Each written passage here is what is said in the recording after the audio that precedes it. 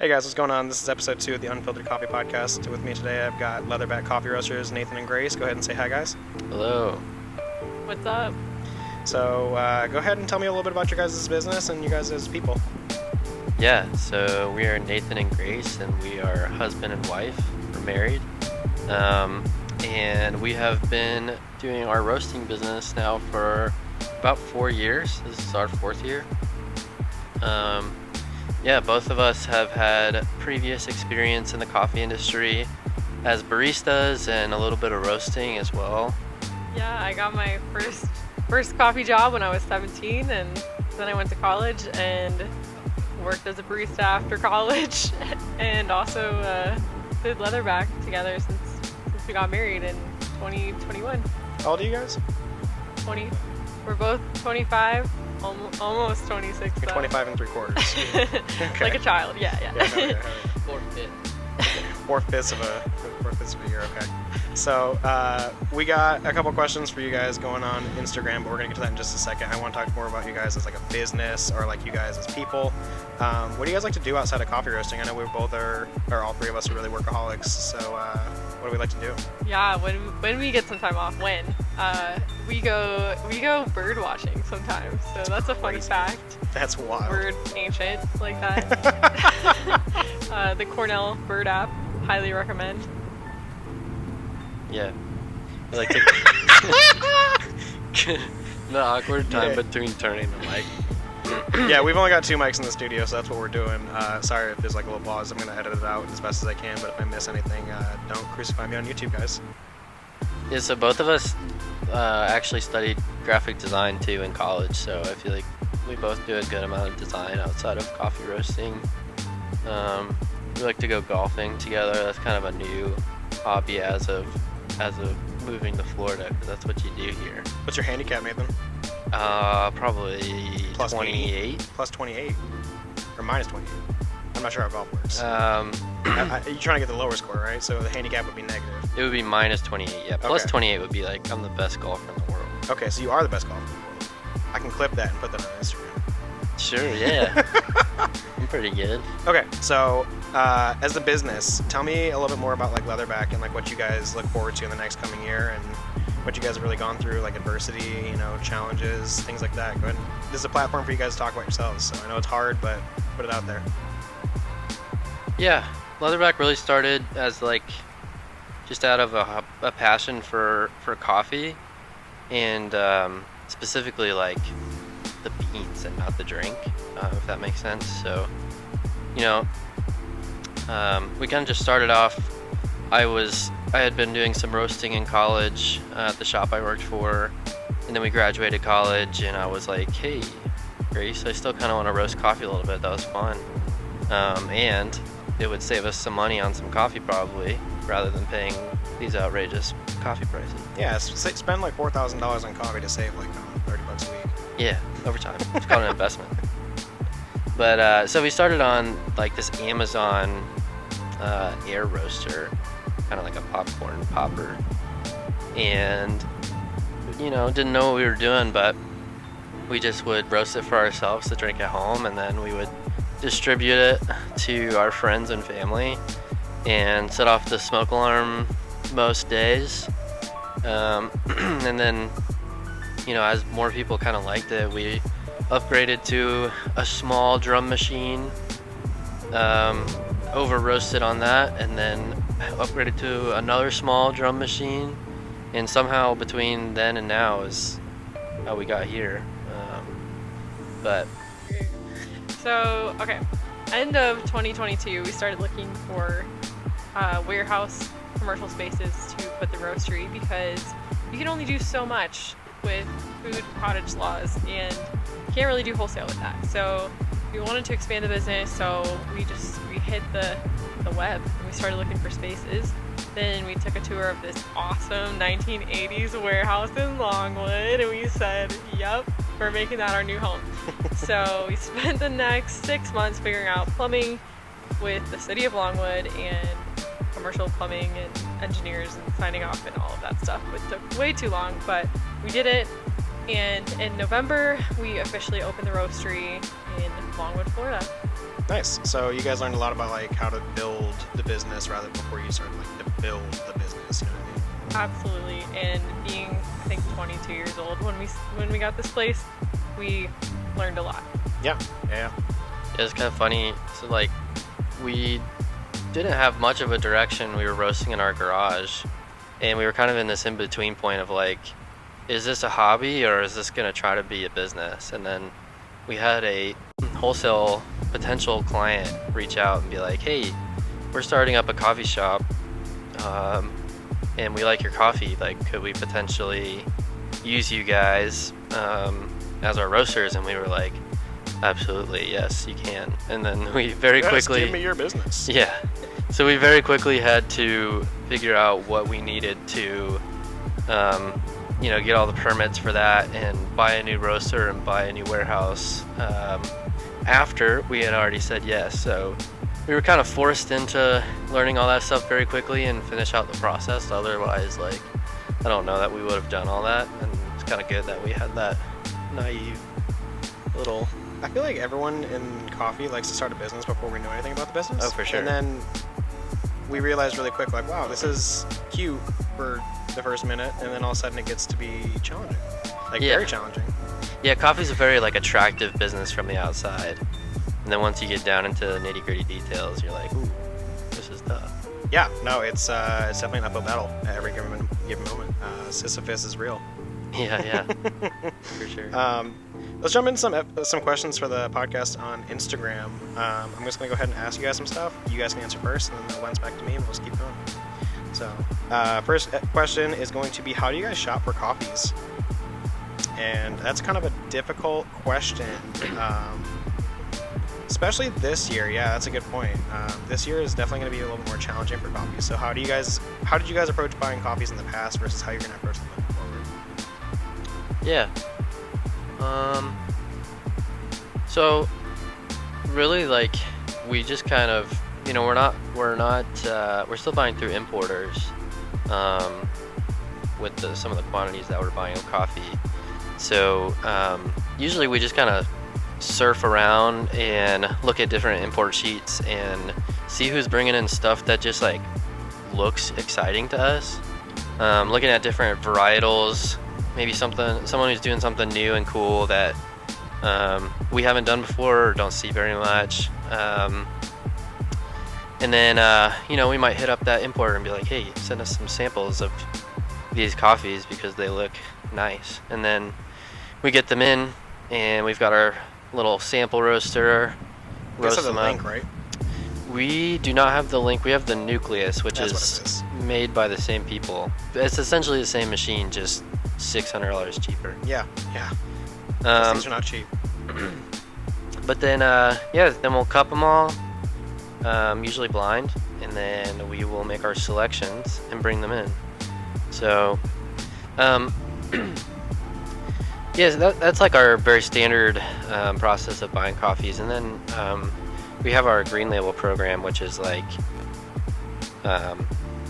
where we try and find like some of the most excellent coffees that we can find, kind of throwing price point out the window a little bit on those, and just bringing in like a very small amount and doing kind of like a special release, just to, for a couple reasons. One, to kind of like share with the world, just like, hey, here's what's out here and new and fun and cool, and like maybe it's like something that you didn't even know existed as a consumer. Like, it was really fun. We got to introduce a lot of people to Edwin Narenya, and he had this coffee that he called Purple Honey Process, which is like not really a real process, but it's kind of something that he came up with that was like a mix of an anaerobic and honey and all these fun things. So we usually have about one of those on at a time, where price doesn't really matter, and we just have found like what we think is kind of the most interesting coffee that sticks out to us at a time.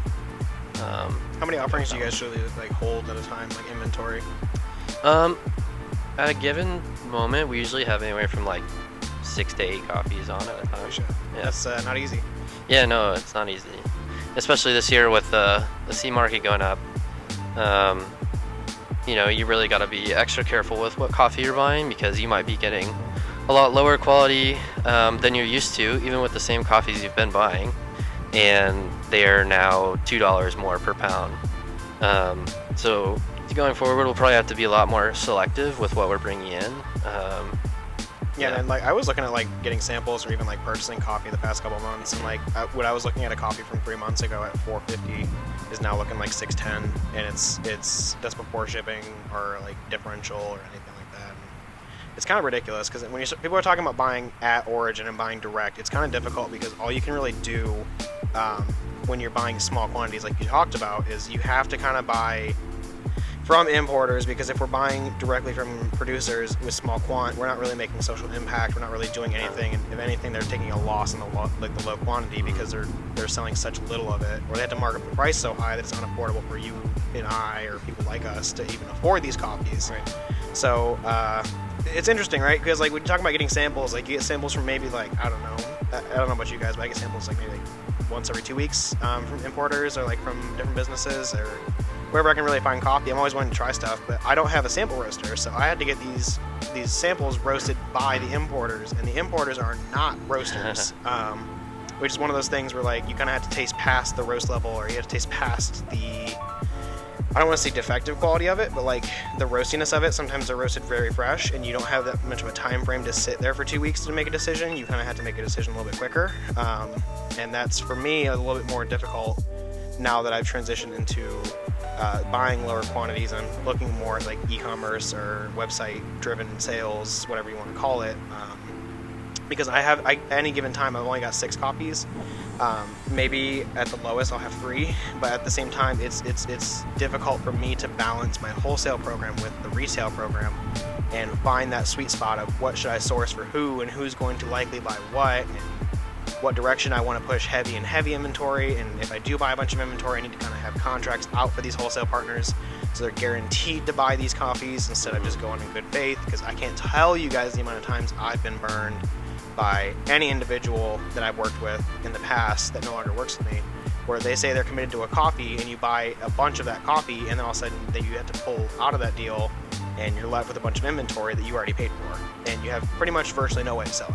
Yeah, that's tough. So moving forward is going to be difficult for me to buy coffee because I'm so used to buying low quant, and it's already marked up higher. I don't really typically get bulk discounts. If I do get bulk discounts, it's no longer less than the price of C price increasing, so like I'm actually losing money on a bulk discount rather than making more money. So I mean, sales, right? Like we're talking about like selling coffee. This is a lot of what we're just talked about if you guys are just listening. We're talking about selling coffee, and we had to raise our prices this year because the cost of goods sold is going up so dramatically all across the board. Like even my bags have gone up 30 cents a unit. Labels are getting expensive. Shipping on everything, lead times can get crazy because boats are now being told to have a reduced carbon footprint when they're shipping coffees from anywhere in the world, which is good for environmental reasons. But when we're trying to get coffees in the door and we order them 5 months ago and they get in the door, it's a little bit more frustrating to have to wait on those coffees to get to, even though they are good, and they're good sellers, and they're going to do well. I think it's just a balance, right? Like, again, I know I talk a lot, but like ultimately what I'm trying to say is like sourcing is probably the hardest part of the job. Yeah, definitely. So that answers that question. We got another one saying, what is something that you wish people would know about small businesses? That's a good one. So, Nathan, you just yapped a lot. Let Grace talk on that. Yeah, go for it. Small businesses in general. Yeah. All right. Well, one thing I saw popping around the internet lately is just, well, this was during the holiday season, but to give grace to small businesses because it's usually like 1 or 2 people behind the scenes doing things. And I will say that's definitely true for us. Just the 2 of us in the roastery right now. I hear that. Yeah. Maybe one day we'll have some employees. Yeah, it's a nice dream to have, right? Right. But one day, right? So, yeah, I would just say there's a lot that goes on behind the scenes that you don't get to see. Yeah, no one even knows about unless you're in it. You know what I mean? Right. People just see the product instead of the people, and a lot of times like that's. It doesn't really hurt my feelings, but at the same time, it also is just like, guys, give me some grace. I'm also a person. Like, I'm a human before I am a business owner, and we all make mistakes. So, for example, like I could miss a label, or not a label, excuse me, like a roast date on a bag, and then someone emails you out of just off the top of my head and says they're not going to buy coffee from you anymore. I mean, that's fine, but like, I'm a person. So like, if your expectations are that high, go buy Lavazza off the shelf at Publix. You know what I mean? So Right. It's not like it's in a. it's not a mass-produced factory over here, man. It's a one-man army, and I'm doing everything, working like 16-hour days.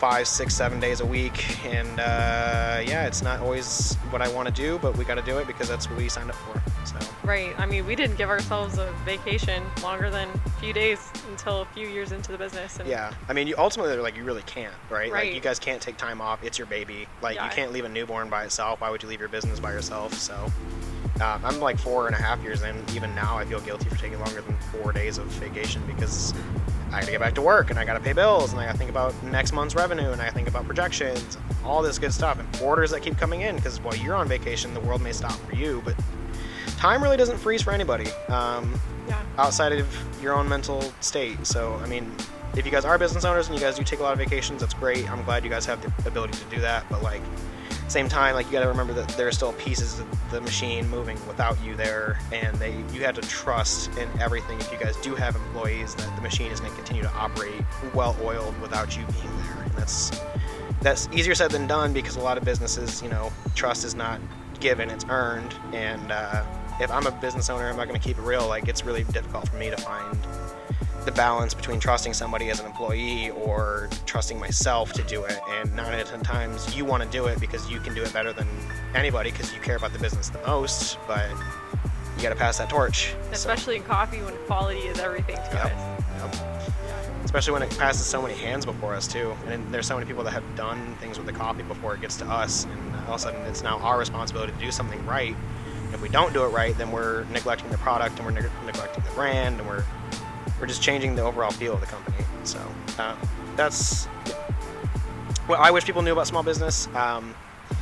It's not easy, right? Like, everybody wants to pretend like it's a really easy job or it's really fun and it's always exciting and it's better than just working a 9 to 5. And if you guys do have a 9 to 5, I think that's fantastic, because we need people like you to work in this world, for people that do own businesses, because this businesses ultimately, no matter what the size, could not exist without people like you guys doing the day-to-day operations.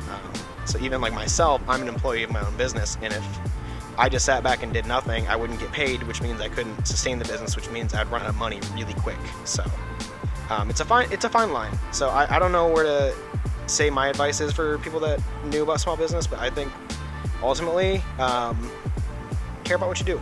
And like, everyone that has a small business ultimately does give a shit enough to a point where they can really contribute to the business and make it to be what they want to be, and everyone's got their own vision, and there's no right or wrong way to do it. Well, there's definitely wrong ways to do it, but there's no right way to do it. So so that answers that question. I would say also, anytime that small business looks easy and fun, that would be on good marketing. Yeah, it's great marketing, excellent social media. It's called brainwashing, excuse me. So you've been conditioned to think that everything on Instagram is real and everything is beautiful and fantastic, when in fact 90% of the time it fucking sucks. So, not to be pessimistic, it's just me. What do you guys think your favorite origin is to work with? And I don't know how I feel about this. That is a very interesting question. I'm not sure which angle the answer that they wanted was, whether that's like the output. What's that? You want to hear my opinion first? Yeah, Make it yeah. a little easier for you Let's guys? go I think that question is bullshit, honestly, because like, it gives a complete bias to the coffee that you guys are buying, regardless of whether you're experienced with an Ethiopian coffee or a Mexican coffee, or whether it's bad or good. It gives you some sort of bias, and in coffee we're not supposed to have a fucking bias. We're supposed to be open-minded and be real people with the coffee and serve people before we serve coffee. So that's just my take on it, but I don't know. I'm sorry to interrupt you. But Yeah, keep no. going. Keep I going. mean, yeah, I definitely agree with that. Yeah, I hear a lot too that like origin shouldn't matter, and I don't necessarily agree with that either. I think that different origins have a lot of different things to offer in their own way. That being said, I don't think I have a preference. I like to just kind of experience what the bean has to give to me. I just like tasting good coffee. Yeah. Like that's my experience. My favorite origin to work with, I'd rather say, like, I have a question saying like, what is your favorite process? because I feel like processing definitely has more intrinsically to do with the overall flavor compounds of the coffee rather than the origin. I've heard people say that Sumatra tastes like shit. I've heard people that say Mexico has like tons and tons of foreign objects or defects in the coffee. These are all stereotypes to coffee, right? Like there's truth behind everything, but at the end of the day, it's just a broad generalization of things. So yeah, I'll add to that too. Yeah. Like Brazil historically has a very bad rap as like cheap coffee that has a bunch of defects that is only good for blenders. Throw it in a blend that you don't care about. The crowd pleasing coffee tastes like coffee. And I mean, what I would just say is like probably every origin you buy from has that coffee that exists.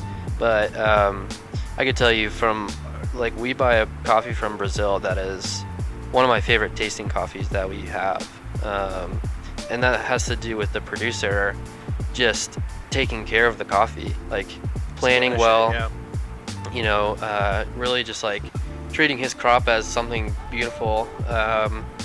And his farm in the previous generations was a commodity cheap coffee farm, but he and his brothers, Tiago and Renato, they've really done well to change that about their farm, and they've put a lot of care and effort into their coffee, and it really shows. So yeah, I mean, like anything in this world, you get what you pay for, and ultimately it's a compilation of how many people give a shit before you and after you. So we could do all this hard work ultimately, and people could just sit there and rip on the coffee and say it sucks because they brewed it wrong and blame everybody else before them. So it's easy to point fingers. I don't think it's easy to take responsibility. So, yeah. We have another question. We have a lot actually to go through, so I'm going to stop saying we have another question. What does Leatherback think about people that buy Starbucks? That's a hot question. That's like lighting you guys on fire. Either one of you guys are allowed to answer it. There's no right or wrong answer. We talked a lot about Starbucks in the first episode, so you guys are more than welcome to add to that conversation without knowing what we said. I would just say, if you buy Starbucks and you like Starbucks, then I feel indifferent about you buying Starbucks. Nathan said, "Fuck you! You buy that bullshit, bro." Look, man, I don't care what you buy. If you buy our coffee, great. If you don't, I don't care. That's your choice. That's your choice. Yeah.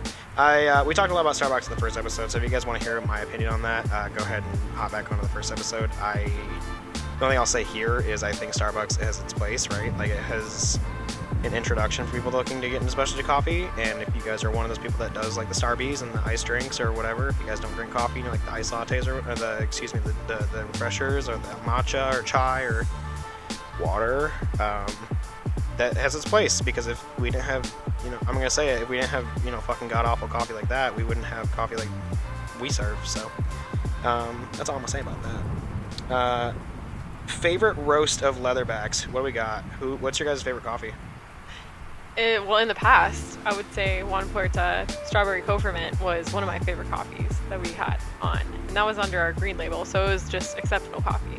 And I would say currently is going to be our Chiroso that we just brought in, and that's coming to you from Colombia. It's a newer, popular varietal, and this coffee has like a little bit of a minty flavor to it, and I've never really seen that in coffee before. Yeah, I got a coffee from India once that the green coffee smelled like menthol cigarettes, and I was like, wow, this is kind of beautiful. There's something artistic about this. But right. Yeah, I've had a coffee once that tasted like jasmine, like flower, instead of jasmine, like tea, and that was really incredible. Yeah, I mean, there's so many new things coming out of coffee every day now. I feel like I'm getting left behind, even though I read about it almost every single day. So Right. Yeah, Nathan, go ahead. Yeah, I think this question a little bit time will tell for me, because we just brought in this Chiroso from Colombia, and right before we started recording, I was telling Landon, like, I'm kicking myself that I didn't buy more of this because it's so good. But I have always loved drinking. I think the answer to this question is pretty much told in just what I drink every day when I come in here, and most of the time that's our washed Yirgacheffe. Historically, before I was even a roaster, coffees from Yirgacheffe were always my favorite, and I used to love natural Yirgacheffes, and then with the pop-up of more washed Yirgacheffes, I was like, dang, These things are good. It's that blueberry coffee they got you on. Yeah, It's like although the little meme of like the little child running with like the berry, and it's like, I promise you blueberry coffee if you follow me. yes, I think everyone's got their one blueberry coffee that got them hooked. Although I'll say, our washed Yirgacheffe now doesn't really have that much blueberry in it, which is kind of nice. It's like It's a nice refresher. Yeah, it's I feel very- like everything in 2016 through 18 was just blueberry coffee, and that's like what I was marketed at. yeah. So Ours kind of tastes. I always say it tastes like Sprite a little bit. Like it has like the perfect like lemon lime citrus, but it's also like super. I think we were just saying like jasmine tea like. yeah, I love that.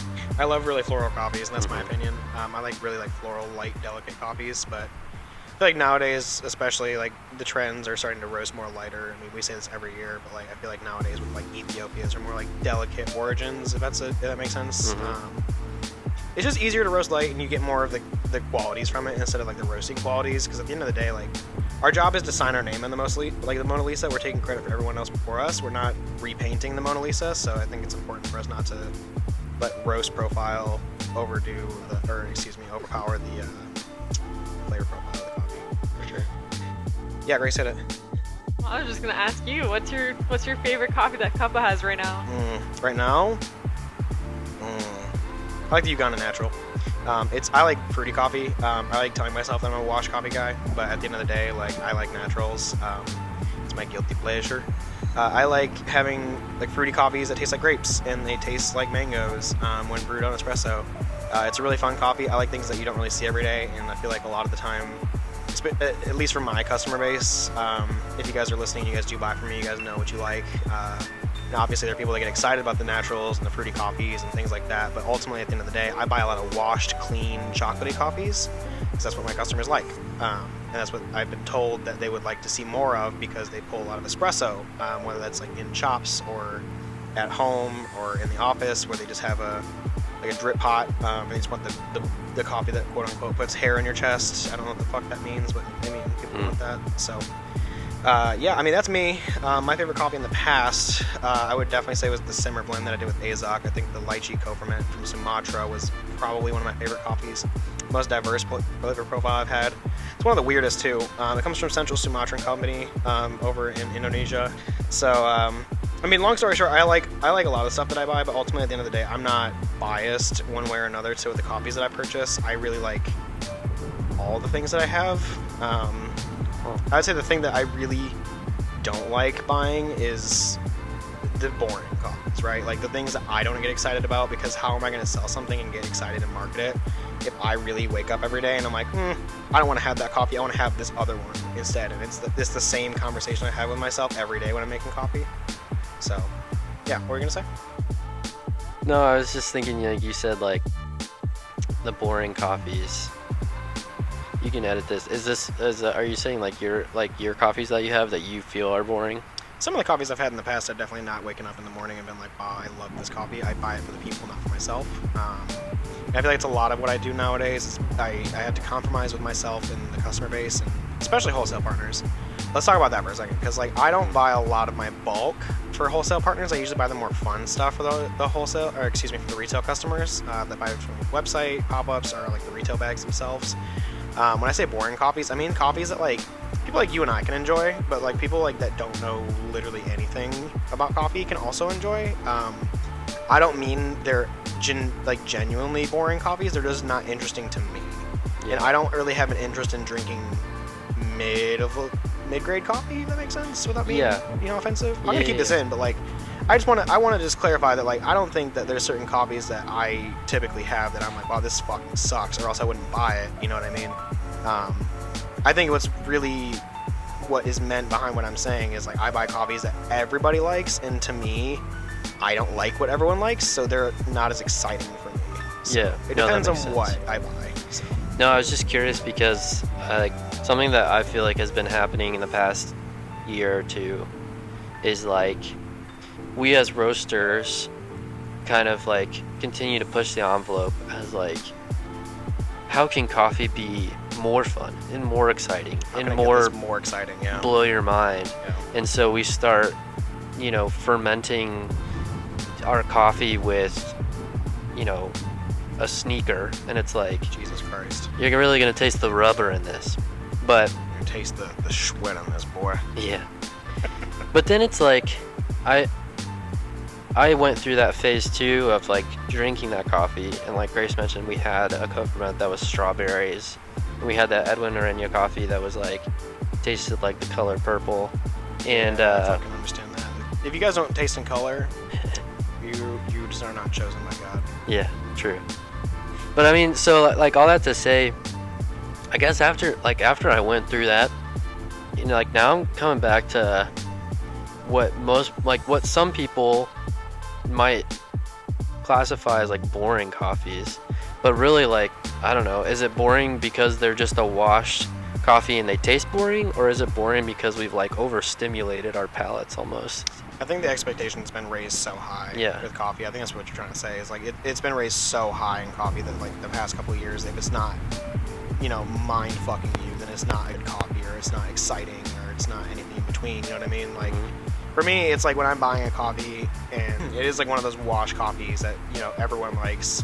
I'm gonna shut up the haters right now. Like, honestly, like, if you think what we're saying is bullshit, that's cool. But like, I'm trying to say that like everybody's flavor profile and preferences are completely perspective and unique to you. What I think is boring, a lot of you guys like, and what a lot of you guys think is, you know, outrageous and disgusting, you know, I like. So it really depends on what you guys consider to be boring. I don't think there's a right or wrong answer. So next question is the great one of the evening, one of which is being an entrepreneur worth it? Honest opinions only. Don't do it. Grace said it. Fuck that shit, bro. Yeah, I talk to my wife about it all the time. When my wife talks about having a 9 to 5 and getting a salary and benefits and paid time off and things like that, it is completely understandable why people would want to do that, and I think it's great and invaluable. I think there's trade-offs. Personally, I love what I do.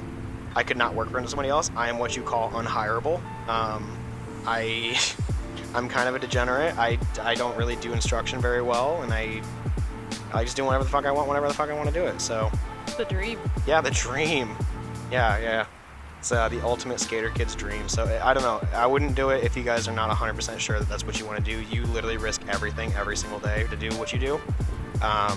If you guys are thinking about entrepreneurship and you have the question, should I do this? The answer is probably no. So if you really just have a high risk tolerance and you want to see the reward for that, because the more risk you take, the more reward you get, I would suggest that you take that jump. Yeah, Grace, hit it. You're cooking. I can see the wheels turning. Yeah, I mean, I feel that it was worth it for us, but that also took working multiple jobs and, you know, freelancing as a graphic designer, being a barista while I'm also doing this, but also being a barista was kind of fun because I'm in coffee. And being a wife while you're at it, add that in the list because you had to spend time with each other. Yeah. That's a crazy thing outside of work. It's very important. Yeah, no, we definitely have had to get to know each other very well, and, you know, at the end of the day, cut off talking about work, because you will talk about it literally while you're trying to go to sleep. You're like, shoot, last night forgot to pay the credit card bill, got an email at 11:30 p.m. I'm already in bed. I roll over, I'm like, can we pay this, please? There's been times where I have dreams about money or work, and those are things you kind of have to be ready to sacrifice your own mental health and sanity and well-being for, honestly, if you're going to take that leap. I don't think it's easy, but if it was easy, everybody would do it. So yeah, and stuff like this, I mean, you're putting your body to work every day. You're going through hell, dude. So like, yeah, you go through hell every second of every day. Like, it's a battle with yourself. You always tell yourself you're a poser. You always tell yourself that you're not doing great. You always tell yourself it's not going to work. You wake up some mornings and immediately when your eyes open, you say, fuck this, why am I doing this shit?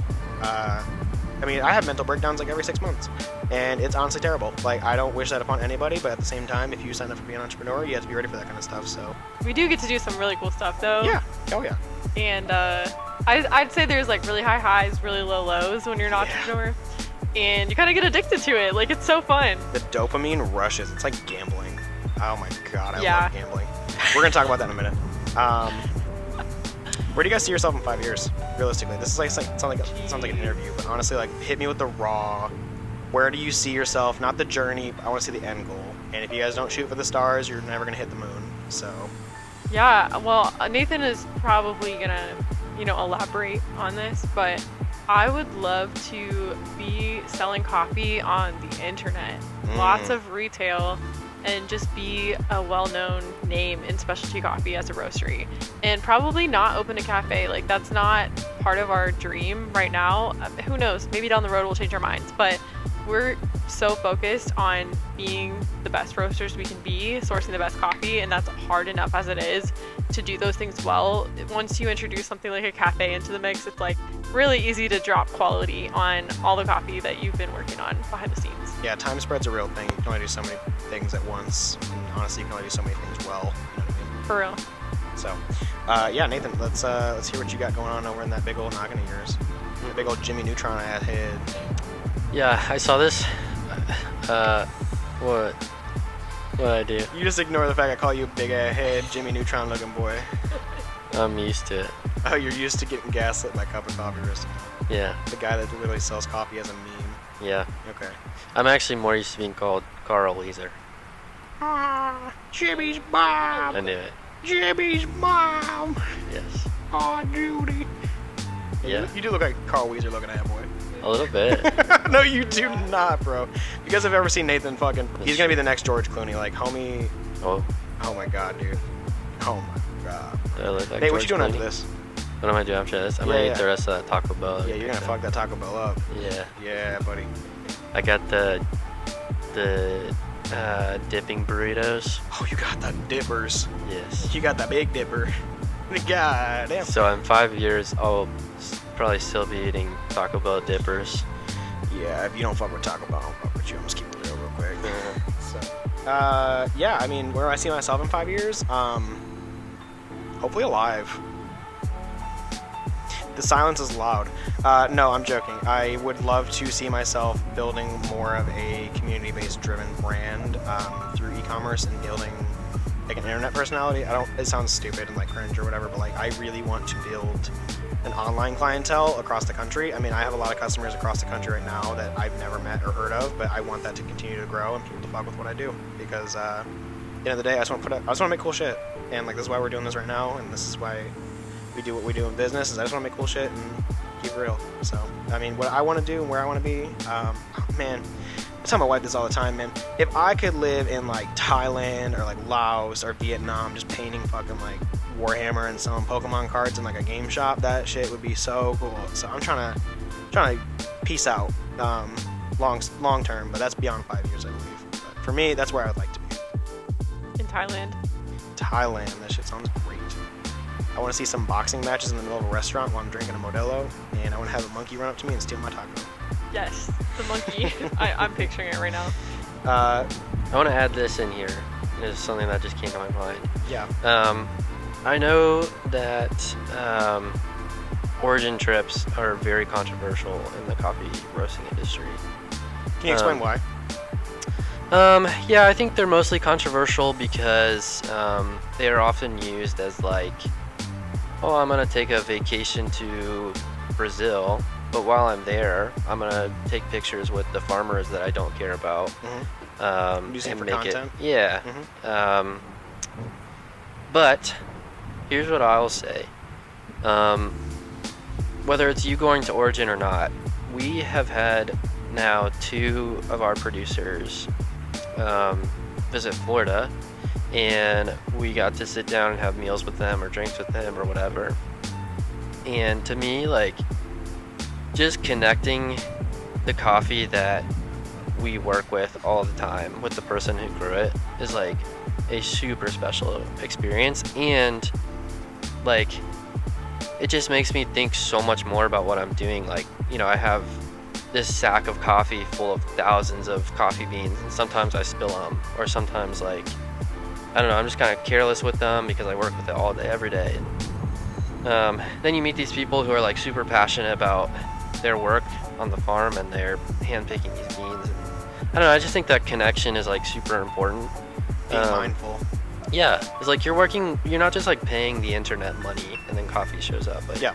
There is a real person who is growing this, and it is their life, and it is their, you know, business that they've had in their family for generations and generations. And it's not even just one person growing it either. It's usually like a team or like a family, or even mean, I think one of the saddest things in the world I've, heard from a lot of producers, they have like maybe 6 or 7 kids, and they take up most of the money that they make to send one of those children to school, and that's like not how it should be. I do agree with you that it's controversial. I just want to hear your thoughts on it, because ultimately in coffee you see a lot of white savior complex with origin trips, and especially like to Africa or to Central South America, where you feel like you're doing them a favor by you visiting the farm and like you're the superstar, but like you need to shut the fuck up, sit your wet ass down and listen. Like that's what it is, if I'm being totally real. I've never had a chance to actually go to Origin, but I've talked to many producers. I have a lot of them I consider my friends. I've met a couple of them in person, but ultimately, like, the connection that I'm really looking for is making a social impact where I don't need to feel obligated to do these things, and I don't want to get credit necessarily for doing it. I just would rather make a difference with people that are making my lives what it is, because ultimately, I'm just some dude. I'm some annoying dude in America who is privileged in the fact that I get to do whatever the hell I want, because I get to sell someone else's products that they grew and spent 7 years plus working with this coffee and perfecting, or ultimately like little to no risk myself comparative to owning, I don't know, let's say a 10 hectare farm, and you're 24 and your dad's too old to work, or your dad's sick, or you had to pay for, hospital bills or anything in between. I think making an impact on coffee is more important than getting credit for doing those things. And I think a lot of time going to Origin Trip is just a fucking photo shoot for some people, and it's disgusting. And honestly, if you do that, you're a dog shit piece of shit human being. So.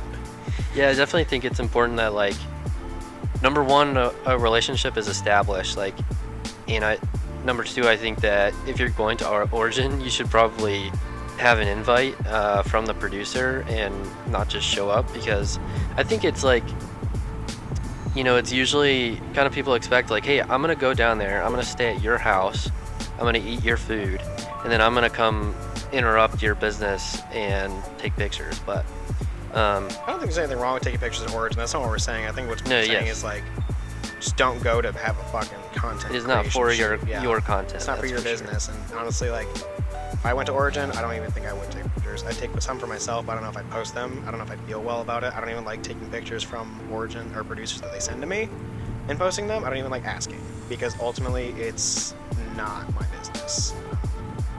So yeah. Do you guys want to? I'm gonna ask you a question real quick. Sorry, Sure. to interrupt you, Nathan. We got to keep the train rolling. I know we want to talk about this all day, but we got time to kill. These are non-coffee related questions. There's only 5. And we're gonna just start shooting this shit about whatever. So it's kind of gonna be a free for all for a little bit. Does it get stressful working? This one's directed towards you guys. To preface this, my wife does not own any part of CUPA, any liquidity, no equity. It's literally just me. It's what I do. My wife is there to support me. She is not an employee of the company. I do everything myself. Whereas Nathan and Grace, if you guys are not familiar with Leatherback Coffee Roasters, they do things together. Grace is technically an employee of the company and a co-owner, and Nathan's also technically an employee of the company and a co-owner as well. So correct me if I'm wrong there, but ultimately I think that it's important to note that before I ask this question, because I don't have anything to contribute to this. This question is, does it get stressful working with your wife or husband? And I know it's a tough one to answer when you guys are sitting right next to each other. Oh, I don't think it's tough. I think to answer. Sorry, I think it can. No, it sucks. No, I'm kidding. I think it can be tough to work with your spouse for sure, because, like, not only when you work with someone, but especially when you own a business with someone, you're gonna disagree because there's a lot to disagree on. And when it's your spouse, like, I feel like you don't have that, like, reservation that you might have with just a coworker. Right. Whereas, like, I'm gonna fully speak my mind because I feel comfortable enough to do so. And sometimes, like, yeah, we'll have disagreements and stuff, and then it'll, it's like, this is a marriage first and foremost. So sometimes when you have to, like, argue about a work thing, it's like, oh, this sucks. Like, And like compromising things, yeah. yeah, Because it's like parenting, really. yeah, Like, you guys may have conflicting views on parenting, and it's about compromise. If you guys aren't in relationships, everything's about a compromise, whether you like it or not. Ha ha ha, it's the fact of life. So, Grace, what do you have to say about that? I mean, it's our lives, so we make it work. And we every day we get up and do it again. Like, we're here. So either way, it's like you might have a day that you're a little more quiet toward each other because you're a little upset about how you're disagreeing on something, but you work it out and you make it work. Grayson, I'm like Rocky, bitch. You can't get me fucking knocked out. I get my ass back up. Yeah. So my opinion on that is I don't have one. I do think we've gotten pretty good at it though over the years that we've worked together. That's great. I mean, that's honestly ideal because working with your significant other or family or friends is not the easiest thing in the world to do, nor is it ever recommended by anybody, but you guys are making it work.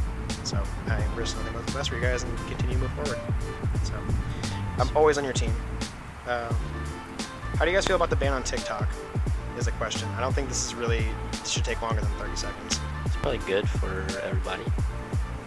We barely use TikTok, so as a business, it's not like everything to us. Yeah, no, I don't even have TikTok. Honestly, TikTok for me would not be great for my mental health. I'm bipolar type 2, if you guys don't know. I am very manic day to day. So if I had another social media platform to keep track of, I think I would absolutely go fucking apeshit insane. So especially TikTok, where it's so unhinged and like people can defend it left and right, and I don't really care about the politics behind a fucking social media platform owned by oligarch billionaires. It really doesn't make a difference to me. If you guys want to download RedNote, go download RedNote. If not, keep your opinion to your fucking self. I really don't care.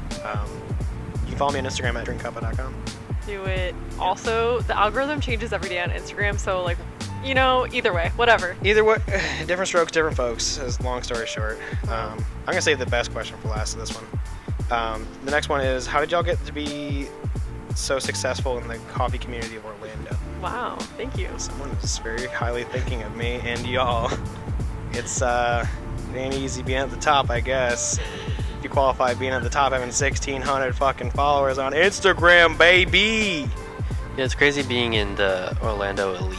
I know you are also part of the club that we're I am not an at the Orlando top. Elite. I am Orlando's fucking loner that no one likes, if I'm being totally real. We have a card that lets us in the top floor. Oh, you mean that? Every yeah. business. No, yeah. I literally get I don't have to wait in lines anywhere. Yeah. I drive a Porsche wherever I go, at least, We can a treat Porsche for the people month however at we least, I want. should say. Let me backtrack. I at least get a new car every week. At least a Lamborghini one week. I think last week I had a Ferrari 458. It's got dude, that car has 980 horsepower. Cops could not catch me when I was driving that fast, Yeah. bro. Let me tell you. And honestly, the Elite Club, I don't have to worry about money. That's I'm pretty so awesome. rich. Being a rich coffee person is insane because I don't know what it's like to be poor like you guys, but at the end of the day, I never have to because I make so much fucking money off this shit. It's unbelievable. Yeah, if you want to have a lot of money, start a coffee company. Yeah, if you want to have a shit ton of money, start a coffee roasting company specifically, or an importing company. That's how you make bank. You will take home trillions in assets every week. And honestly, I feel like Elon Musk should be responding to this because I'm at his level, bro. What am I say? I'm built different. It's not easy being a G, but here we are. We made it. Look at us. Yeah, Who would have thought? at the very top. Yeah, at the very peak of coffee. Buddy Dyer is calling me right now. So annoying. Yeah, Buddy, bro, get the fuck off my line, Buddy Dyer. Come on now. I know he wants to do another meet and greet and see the president and fucking. Oh my god. We're gonna build Airport Terminal D. Yeah, they're gonna call it CUPA Terminal D, Yeah. and I'm gonna go, okay, if you twist my arm, give me a couple billion, and we'll be good. So, obviously we're joking. They're gonna put a foxtail in Terminal D. They're gonna put a foxtail over the name CUPA on Terminal D, so it's Beautiful. It looks like a piece of tape covering something. Obviously, we're joking. I have never experienced being this poor in my entire life, outside of being a coffee roaster full time. I've also never in my life experienced such mental hardship. So, how does it feel to be successful? I will let you know when I'm halfway there. We'll see, right? That's all we can say. Yeah, I just hope for the love of God I don't file my taxes wrong, for God forbid, because I don't want to go to jail, dude. Yeah, I think getting an accountant this year, that was a little New Year Christmas gift to ourselves. Yeah, that's successful. Really thankful for Yeah, that. that's Honestly, success. yes, that's success right there. Getting an accountant. Financial literacy in business is actually the most successful thing you guys can do for yourself. So if you count that as being at the top, I'm Catch that. still not at the bottom. So I am very close to the bottom. I'm at rock bottom, and my ass said I'm gonna keep drilling. Listen, you're listening to this podcast, so we're doing something right. Yeah, if you're listening to this podcast and you're still here, why the fuck are you here, dude?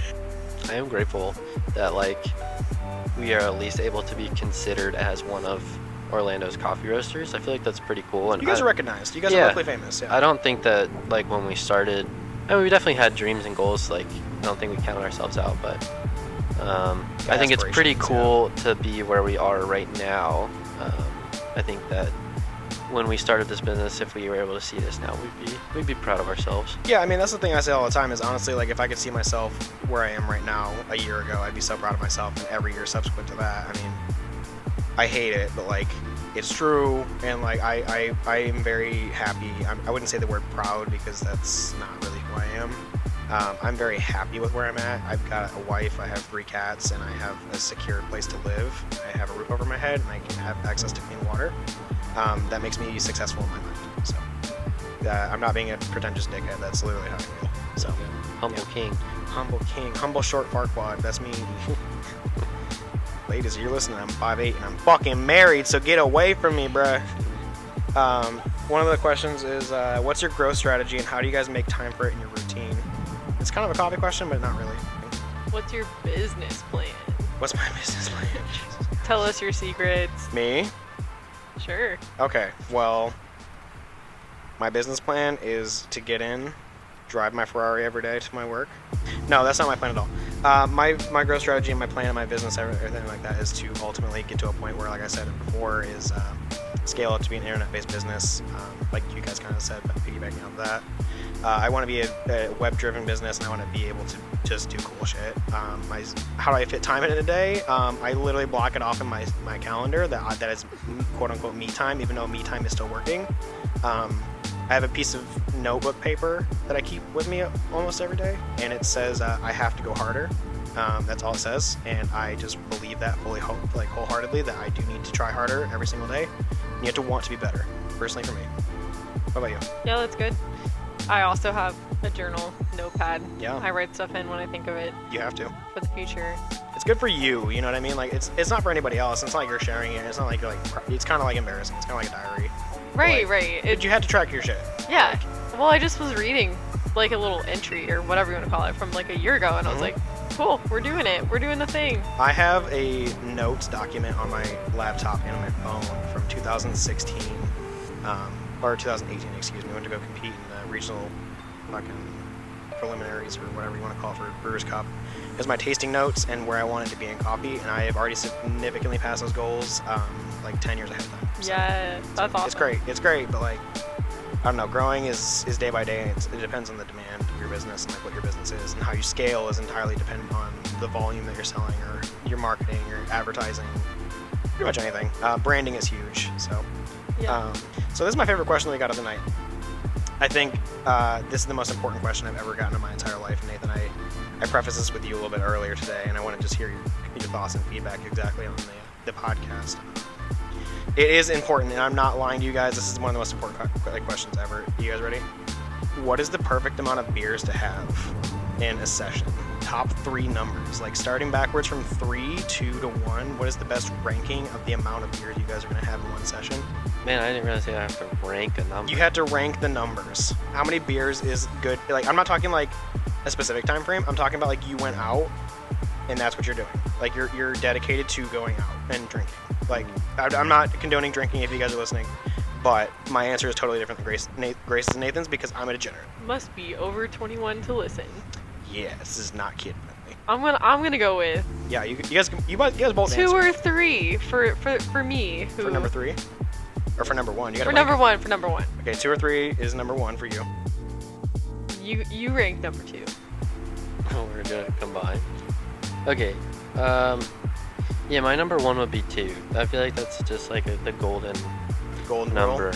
Because you finish 1, and you're like, I could do another. Thirsty, you know. You finish 2, and you're like, that's great. Number 3 would be like 10. That'd be bad. I hear that. Do you guys want to hear my answer? Yeah. So I'm going to get judged on this very hard. I know it's controversial. I'm going to rank my top 3 number of beers to have in one sitting. Number 3 for me, the third ranking for the number of beers to have in a night or a day, depending on who you are as a person. This says a lot about you. Number 3 for me is 7 beers. 7 beers. You went out. You had a night. you're drinking enough to where you can't drive home, but you're not like gonna feel anything the next day. You smash a bottle of water, you take some aspirin, you get your ass to bed, you wake up the next morning, you go back to work. You definitely, at 7 beers, you do get drunk. You do, feel it a little bit the next day because we're maturing adults. We're starting to slow down, get a little wound down, but I think 7 for me is a good number. I think the most I've drank in the past year, for perspective for people not listening or who don't really know who I am that are listening, I don't really drink that heavy. I choose to try to be more sober these days than when I used to. These are numbers from like my prime, at my golden era of drinking. I would say number 2 for me. This is where I'm going to get absolutely cooked on. I would say number 2 for me is 13 beers, because that is a baker's dozen. That's a baker's dozen of beers. Number 2, you went out. Like, you went out when you have 13 beers, brother.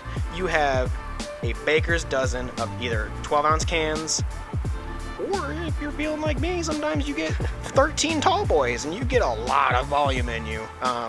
And then number 1 for me, the number 1 amount of beers to have in one sitting. I know that was a rant, but I just had to let you guys know. Number 1 amount of beers for me is 3. 3 beers. You have 3 beers, 1 every hour. That's responsible drinking. You're out. You're having a good time. You shoot the shit. You're buzzed. You're not driving because that's illegal. You're not driving. So you are feeling good. You're not drunk. There's a difference between being drunk and feeling good. I don't like darker beers. I like lighter beers. I used to be kind of like, when I first got into it, like sours, as every tame white person does. We get into beer, we get like sours because they're fruity. And also coffee people. Coffee, yeah. I mean, it's just exotic, right? It's something new. I'd say my favorite beer is actually like, not to self-plug the people that I like because I like them, but Hourglass is a really good Schwartz beer. And the Schwartz beer is called Troy's Hammer. Hourglass Brewing District on Curry Ford, or Hourglass in Longwood. Really good stuff. They have like over 30 beers on tap at any given time, but anytime the Schwartz beer comes out, or the Kolsch that comes out every year, I think those are great. Those are for me. What are your guys' beers? Yeah, Hourglass is great. We hit up Hourglass. We do be hitting up Hourglass, having 13 beers at a time. Right now, I drive my Porsche home. Listen, I went to Ireland for the first time last year, and we found this Irish bar in College Park, Orlando, the Castle. Love it. And they have their own cider. So that's not even... Is it a red cider? No. Ooh. It's just a normal... It's just the regular cider. Just a little apple juicy? Yeah. Little adult apple juice? But listen, like, in the fall, it tastes like a Honeycrisp apple, fresh. Damn. So Got it. All right. So that doesn't really answer your question about the beers, but... No, that's a beer. I mean, ciders are beers. That's what I'm on right now. It's a low ABV alcohol. My go-to recently has been Keystone? the Tank. The Tank, okay. I don't remember what the brewer is called, but they're out in Tampa. Okay. I pick it up from our local fresh market. It's very good. Yeah? It is a hop accented pilsner. Oh, very yummy. Do you like hops in beer? I do not like IPAs. Those are too hoppy for me. However, this one is like a tame IPA. I think it tastes very good. I love Yes, IPAs. La Paita. IPAs do not fuck with me at all. My tummy hurt really bad. And It tastes like soap. some of them. I will say this. I'm looking at you, Tums. If you guys are listening, we're going back to episode 1.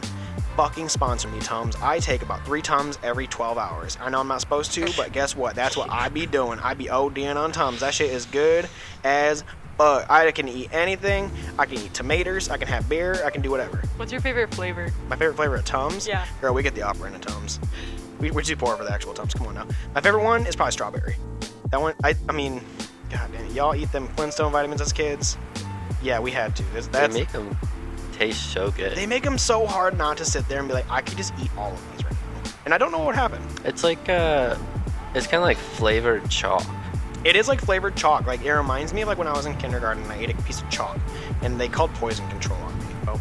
Also, shout out Red Lobster for renting out the building that I own downtown. Yeah, also shout out Red Lobster for selling your business to me and then asking for you to rent it back from me. That's crazy because, I know, Nathan, you've got like 60 locations?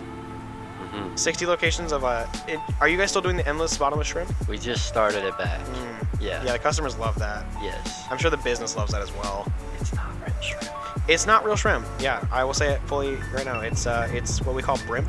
It's shrimp product. It's shrimp byproduct. Yeah.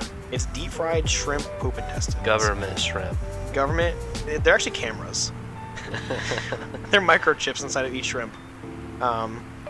Just like the COVID. Whenever I got my vaccine, I got better like Wi-Fi and service than I've ever gotten because of 5G chips inside of me now.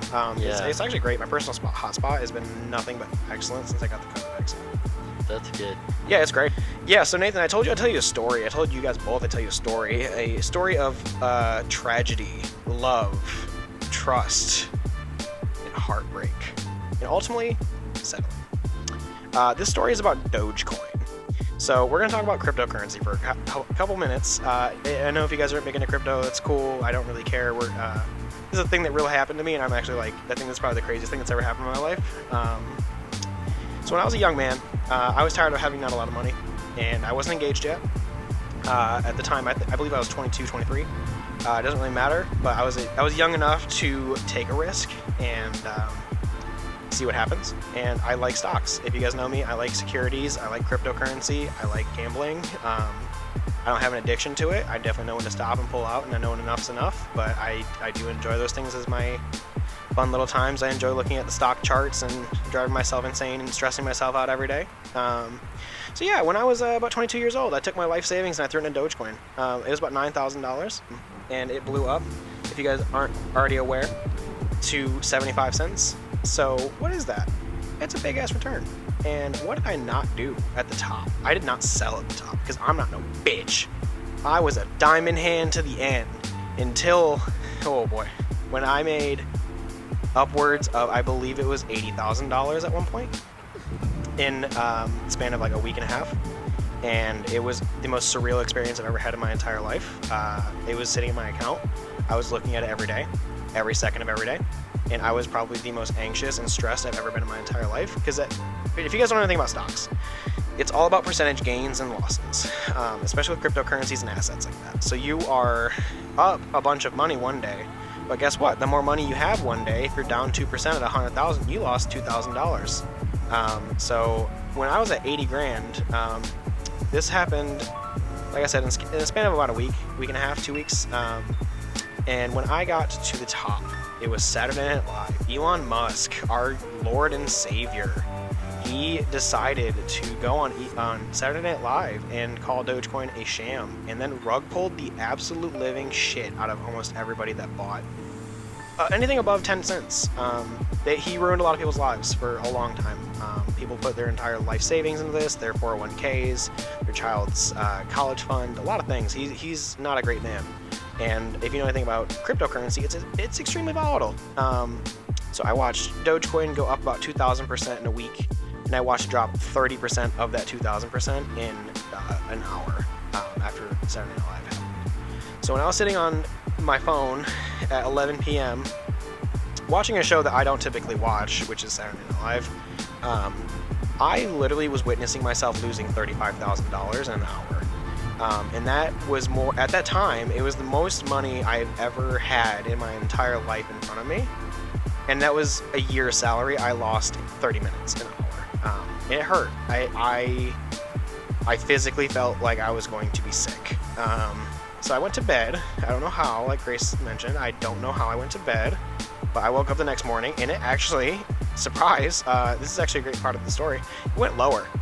It kept dipping. So at one point, I had $80,000. I think I sold it at 30 when I had $30,000 in the account. So I lost a total of 50 grand that I didn't technically have. I didn't lose anything. I still made money. But it was in my account, and it still hurt like hell, nonetheless, to lose $50,000 in the span of 3 days. It did not feel good. So I don't know how people that have gambling addictions or stock addictions or the obsession with finance and risk management, I don't know how the hell you guys do it. It hurt me to my core, but I still do it, baby. So Just because you're always right there. because I'm right there, baby. You're one day You're one away. more away. You're one more slot pull away from hitting the jackpot. Exactly. If you don't pull the lever, brother, how are you gonna know if you're gonna hit it? what I'm saying? Your next deal is gonna be blackjack. Oh my god.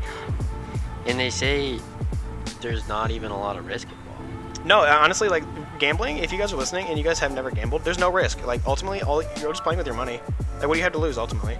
It's just, do you not like money? Do you not want to make a bunch of money? Nathan, I know you have a crippling gambling addiction. Tell us about that. Yeah. I'll get there one day. I will make all my money back, most likely tomorrow. Yeah, Nathan bought NVIDIA at the top before the split. I bought NVIDIA back in 2020 because I bought a computer that had an NVIDIA chip. I was like, man, this is a pretty nice graphics card. I should buy some of this company. And who gets the rights to the NVIDIA if someone, I don't know, if you had an untimely death, just a concern. Does Grace get that, or does that just disappear? Because you have a lot in NVIDIA. Correct me if I'm wrong. If I'm getting too personal, I can cut this out, but just let me know. If you have a lot of NVIDIA. I don't have a lot of NVIDIA. I had a decent amount that I could buy when I was in college and 21 years old. Yeah, I mean, like NVIDIA back then, though, when you were in college, what was like 2020? It was like, what, $30, $40 a share? Yeah, probably something close to there. That is absolutely criminal, Nathan. I don't think you understand how much. NVIDIA is the world's second largest asset and most valuable asset right now, second to gold. Let me tell you. You don't need to pull this up, brother, but I respect the real. I won't tell you the dollar amount, but I'll tell you. Oh, you can tell me the dollar amount on the camera. Don't, what are you afraid of? People on YouTube hearing you? Brother, we're rich. I don't have to worry about money. Yeah, I never have to work again. 215% on NVIDIA. That is... Congratulations. And I definitely have bought more since then, so I don't know what it would have been at the original cost that I bought it. But it honestly doesn't matter because shoulda, coulda, woulda in gambling does not work out like that. Yeah. And it haunts me to this day that I could have had $80,000 in Dogecoin, but I did not take it. I think I had something ridiculous like 2 million Doge or something like that, if the math adds up like that. Or I don't know what I had. dang. At one point, I did paper hand before it even hit a cent. I had Dogecoin when it was a half of a tenth of a cent. And I had over 200 million Dogecoin, and I did not hold on to that. So, other than your crippling gambling addiction, Nathan, what else do you like to do? I do like to watch Ohio State football. I wear that on my sleeve a little bit. That's too bad. We're from Michigan. Yeah. It sucks, being on the losing side of things for so long. Yes, we did kind of own you guys for about 20 years. Mm-hmm. I remember my dad screaming "God damn it" at the TV pretty much every 3 seconds for the, I don't know, better half of 15 years of my life. Yeah. Every year. In fact, it was so bad that Michigan cooked up this little cheating initiative. Mm-hmm. Deflating the ball like Tom Brady. More like paying a bald 20-year-old dude with an obsession to steal signs from other teams. I feel like you have a little resentment in that. I feel like it's, did you go to college at Ohio State? I did not, but I did grow up outside of Columbus for 23 years. Does Columbus have a college? Columbus does have a college. Not that I've heard of. It's called Ohio State University. Ah. Yeah, again, not that I've heard of. I don't watch American football. Honestly, I watch soccer. I can tell you for the better half of my life, my favorite team, if you guys are listening, Manchester United over in England. For the love of God, they are the worst fucking team I've ever seen perform in a goddamn sport arena. They could have the biggest budget in the entire UK football league, and they somehow managed to buy the best players, and then they fucking suck. They suck so hard, it makes me scream, and I don't normally do that on TV. I haven't watched Manchester United since I was in high school because honestly I could not bear myself to do it anymore. And ultimately, they haven't won a title in anything in over 15 years, and they have the highest budget in almost the entire world for soccer. They have the most marketing behind their team, and they still can't pull it off. So I understand Ohio State getting their ass whooped by, University of Michigan or Michigan State, for example. Not to, call anything out, but I do understand how bad it sucks, and it's not a good feeling when you're a sports fan, whether you're from there or not. Sports it's emotional. Mm-hmm. It's like theater, right? Yeah, and most theater kids are the ones who play sports. Yeah. I played soccer in high school. I wasn't good, but I played. I definitely was on the team all 4 years, so good enough to make the team. Yeah, in a small town full of 30 people trying out, and 29 of them made the team. Hey, you weren't that one. I was not all 4 years. God damn, I wasn't that one. Thank you, God, Jordan Harkness. Thank you if you're listening. Fuck you, brother. Oh. Get fucked. Get cut. He was the one with the cane, right? He was actually the one that was blind and in a wheelchair. Dude. And he actually still had a faster mile than I did. Well. Yeah, I was not a popular kid. Let's talk about high school for a second. Okay. You guys popular in high school? No. I mean, my high school, my graduating class had 30 people. Holy fucking shit. So there wasn't really. They Everyone take just their kind buggies to school of every knew day and the horses and tie them up front? tractors. Ugh, yeah, we had Yeah. tractor day at my school too. Oh, good. Yeah. I've been asking people down here, did you guys have take your tractor to school day? And everyone's like, Everyone's like, are you What? fucking kidding? Are you like, are you drunk? And you're like, no, I swear to God, this is not a fever dream. This actually happened. yeah.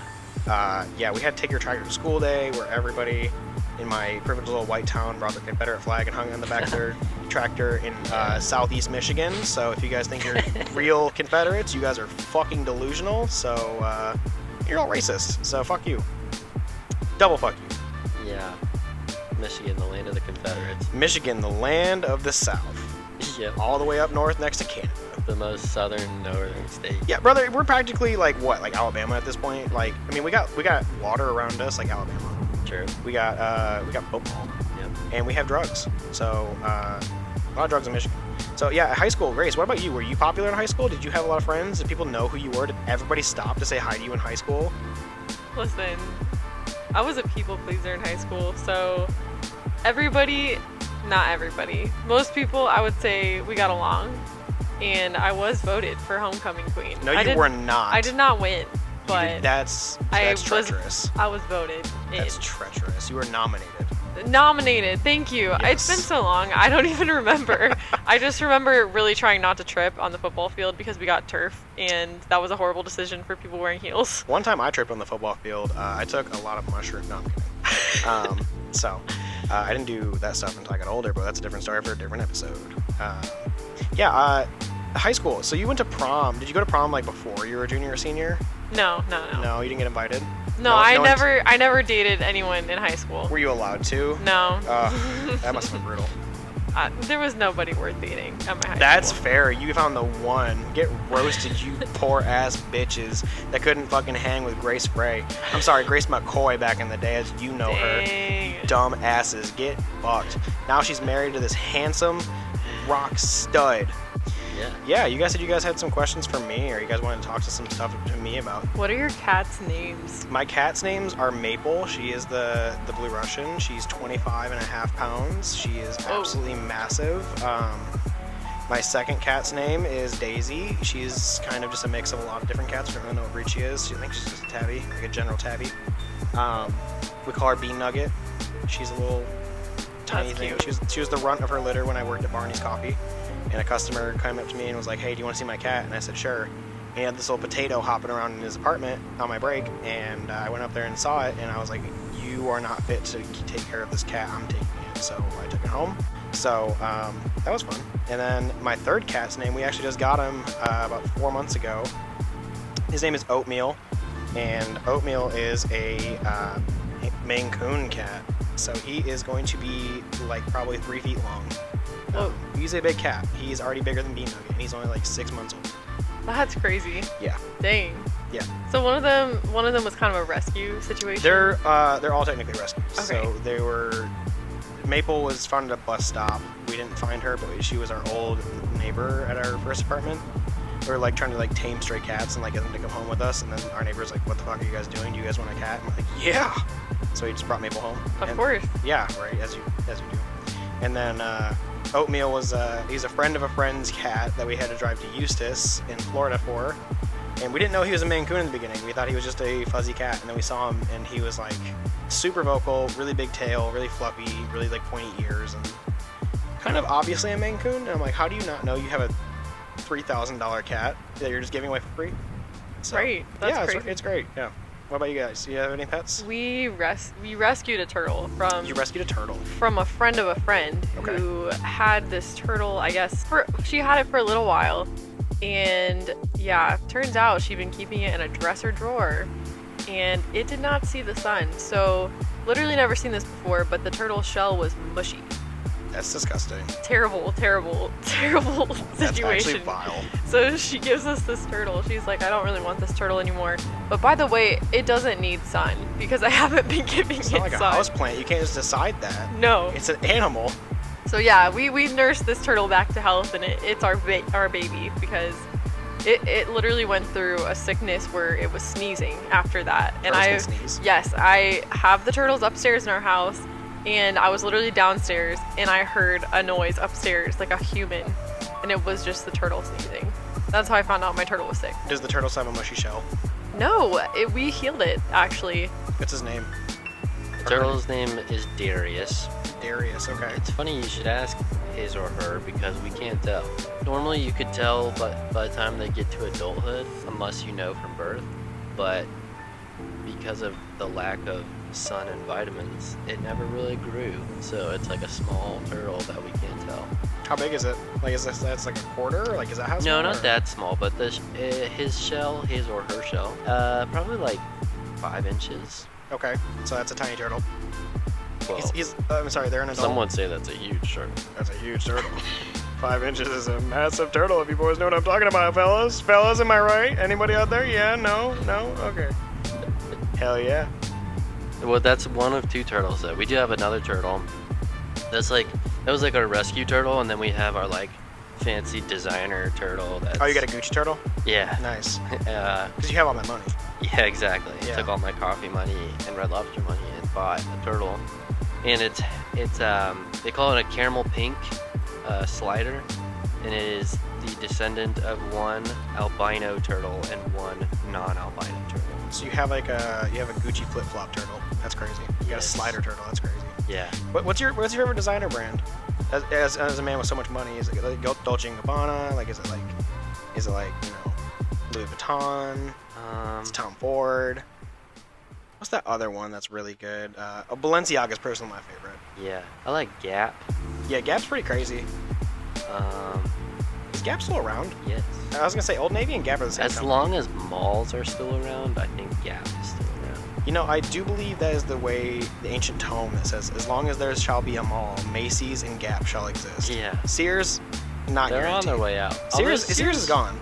Sears is gone, but there are still some. They're gone but not forgotten. It's kind of like Meijer. Yeah. Like they're all gone, and then you see one in a small town. And you're like, Meijer. I haven't heard that name in years. Meijer is a small grocery chain from Michigan and the Northwest. Or excuse me, the North. It's like Meijer's like a little small like competitor with Walmart. yeah, that's what I'm talking about. Yeah. Okay, so we're talking about the same thing.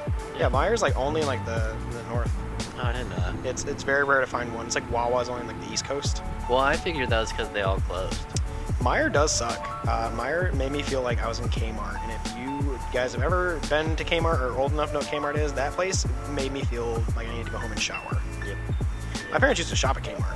Yeah, Kmart is rough. Kmart's pretty brutal. It's if you guys don't know what Kmart is, like I said, it's like a step below Walmart with if you guys are from Florida, it's like Ross and Walmart mixed together. Not shitting on anyone that shops at Ross. It's that type of store, if you know what I'm saying. Yeah, those stores, Grace always makes me go into TJ Maxx. Oh my god. And I just feel very unsettled about going in there. I don't like Marshalls either. And they're the same company, but like it makes me feel weird. Yeah. Like there's like only elderly people. I'm the youngest one in there for like 30 years. Okay, I also made Nathan go to Anthropology not that long ago. Anthropology. Oh. The store. That Anthropology. Yeah. Okay. Nathan, how was that? Tell me We experience. were visiting in Columbus, Ohio. So this was right outside of Columbus. It was terrible because there was so much dust in there that I had an asthma attack. Really? We had to go straight back to the car to get his inhaler because we went to the clearance room, and I swear every Anthropology clearance room is just full of dust. Really? It's like, can you like wipe your finger on it and like Yes. see No, it? literally it's on it. You can see it. Yeah. That's vile. It's rough. I don't like that. And they're charging a lot of money for stuff there. So Yeah, I know Anthropology is like kind of expensive. should for definitely shit. dust. Yeah, I'm gonna say it. Okay. I feel like TJ Maxx, Marshalls, and like Ross, Ross is the same brand, I believe so. And I think those places are all like buying from Alibaba. Like you're getting pretty low quality goods for a pretty good price. So I mean, if you guys can afford it and that's what you shop, that's great. But if like you're just doing it because you like the aesthetic of it, I'm like, brother, go anywhere. Like go to a local thrift store, do something, original instead of just go to the places that sell like 4 seasons ago drip, as you call it.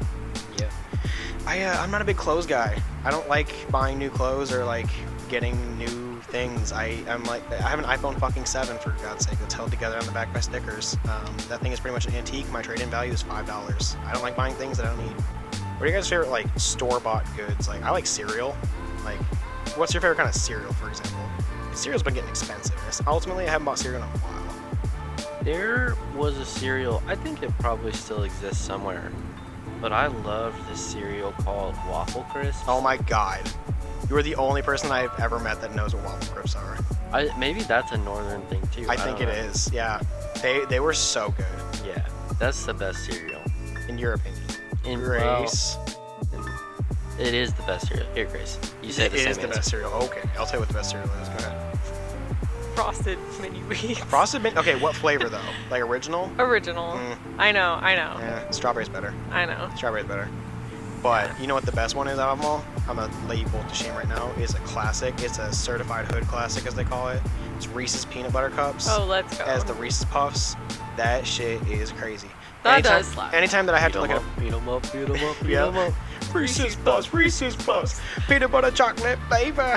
You guys remember the commercial with Flavor Flav they had a couple Yes. years ago? Yeah. He must have needed a paycheck. I got Reese's Puffs in my bowl. Yeah. Yeah, Reese's Puffs is my guilty pleasure, but I haven't bought cereal in probably the better half of like a year because it's ultimately like $8 a box now. If you guys have been paying, I mean Nathan, I know you don't have to worry about it, but like, When that hurricane hit earlier this year, I don't know what cereal he bought. I think it was Pops or Yeah. something like that. Gucci Pops. Gucci Pops. Yeah. Giant family size. Yeah. Probably the cost excess. like $1,000. I mean, $1,000 a unit per serving. Well, I am rich. I mean, not just you. Grace has technically got that prenup on you, brother. She does have that 50% of whatever you do own if she decides to split. That's true. I'm just saying, Jeff Bezos' wife did it, so you can't feel safe. Well, you're right. I'm just saying, Nathan, like, if you're going to have all that liquid Bitcoin and always be talking about Bitcoin on Twitter, I feel like it's only reasonable for you to tell the public how much Bitcoin you have. Not like dollars, but like how many coins you have accumulated through Bitcoin mining, driving your Tesla around everywhere. Yeah. I do have 10 Bitcoin. 10? Yes. What? You said you're rich. Well, that's my Bitcoin part of my portfolio. Okay, well, how much is how much percentage-wise are we talking is that portfolio? Like, are you diversified as fuck, or are you like team liquid, where you just sitting on like a bunch of cash? 10 Bitcoin is probably 5% of my 5? Mm-hmm. Yeah. See, for me, like, I'm an Ethereum guy. Yeah. I've got at least 2 million Ethereum, Yeah. That's that's solid, like, I don't know, 2% of my portfolio. yeah. You'll get there. I know, bro, I'm trying to get like you. That's what I'm saying. Like, I know you're young. You're like the next Zuckerberg, is what they call you in the streets of Orlando. I mean, I just want to be like you and Grace, because ultimately, like, you guys' diversification of like liquid assets is kind of the most insane story that we've never really heard. Yeah, Zuckerberg is kind of trying to look like me these days. You seen him? I've seen the Giga Chad that is Mark Zuckerberg. He's like got my curly hairstyle. He's got like the temper fade on the curly hairstyle. Yeah. He's got like the Chad filter on permanently. It's like red-ish. I miss the reptilian age of Mark Zuckerberg, where everyone was convinced that man was like a fucking alien. Yeah. I'm still convinced that man's not real. Yeah. On that note, we're gonna end the podcast. I want to go ahead and say thank you guys for listening. Nathan and Grace, thank you guys for coming out. Thank you. Yeah. Thank you. We'll see you in the next episode, and stay lovely.